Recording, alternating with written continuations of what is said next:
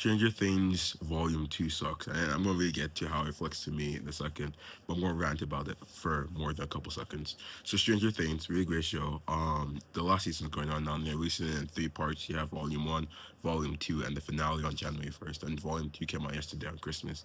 And based on Volume 1, I already knew it was going to suck because I thought Volume 1 was good, but you could see like the seeds of suckiness, like seeds of how it wasn't going to all come together based on how the overarching plot was going, and you can tell that those seeds blossomed in the worst way possible in volume two. And you can tell that since the final episode is like 1 2 hour episode, it's also going to suck because you cannot get everything done in one episode because that's not the purpose of a finale episode, obviously. Um, but it sucks. I think what disappoints me, especially with shows and media, is that a lot of the time you have a really great piece of media, a really great book series, a really great book, yeah, or a really great show, a really great movie series, franchise, whatever. And then for some reason, at the last possible moment, like it's not even like the story was very convoluted. No, not even that. In the last possible moment, the author, the writing team decides to throw everything away for some weird thing. Like it to just like make it bad out of nowhere. Like it confuses me because if it was something where it's like, oh, this was building up, man, they obviously address it, then I'd be like, okay, that makes sense. I didn't know how you could deal with it, and you obviously couldn't, so that's fine.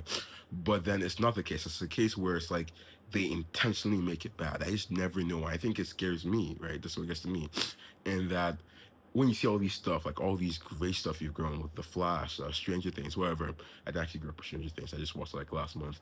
But all these things that you love so much, and just to see them flop in the last possible moment, I think that's a big fear I have. I think of my biggest fear, not my biggest, but a fear that's like so overwhelming, especially in times of I'm building something really cool, be a hackathon, be a more overarching, is that the last possible moment, the last month, the last day, the last second, I just flop. I just like something in my brain goes left, and it's all of a sudden I'm just like, you know what, let's just make this bad. Let's just make this bad. Let's. I think that's even with this project. Even though there's a lot of qualms I have with this project, I feel like one thing that has always made me worry is that I can never think of a finale that I really want. Like I wanted the finale to be completely like better and qual. Like it's even compared in terms of the finale of this project and everything I've done before it, right? And I think that's a fear of mine because like you see people who have more money, more time, more skill, more experience flop at these things, right? So it's like, how do I, with my little experience in anything, may it be a coding project, be it this project, be anything I'm doing, how do I execute? How do I execute to a level that's satisfactory to me, not like satisfactory to some vague concept, but just to myself.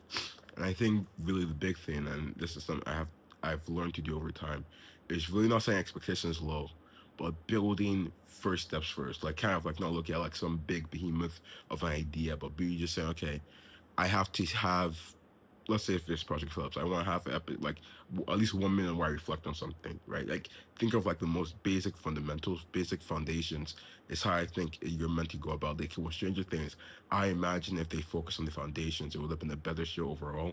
Like foundations would have been stuff like the core cast of characters, that would have been amazing. Like just that alone would have been amazing, right? But then once you get lost in the sauce, when you get lost in the steam of everything, you kind of grasp onto these non-tangible ideas, non-tangible concepts, and it's like you can eventually, like when you're building on those, you can tell you like you're building on nothing. Right? I think that's how it feels with Stranger Things.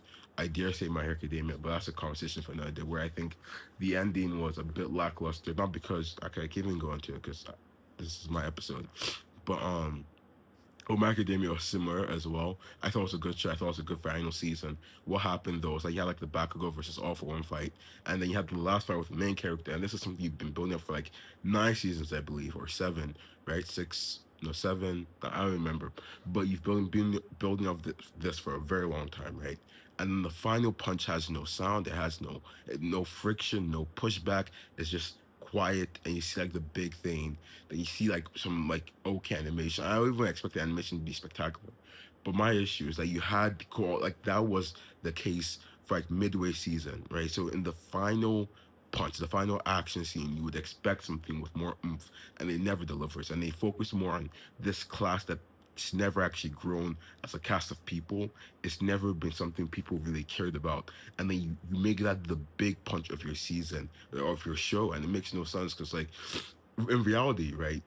People have been much more invested in this single character for your of yours instead of like trying to disperse that interest amongst like 20 plus people and make it weaker. You can just have one character you focus on in that final episode, because his relationships with other people are what's interesting, not their relationships with him, because they actually didn't have a relationship. It was more, oh hey guys, let's do this, yes yes yes yes, like they were more yes men, they were more back. Okay, it's like, Lee, if you took, I don't even know how to describe the story I'm thinking of, but if you had like one of those football audiences, right, and like how they all move together, like this amazing one, the Gumbo episode about this, and how they all move together and how they have to all do stuff together, have the same opinion, same reactions, right?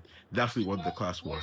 So it's really annoying to see that be like the final punch of the season. I think that's something where the fundamentals were lost. The fundamentals that made the show interesting were never the class. It was never the class. It was never those people. It was, I have no, like, I think there's a Chinese fan that's behind me. I don't know what's going off right now. I hope it doesn't explode. But I even know I said that because I'm scared it's gonna explode.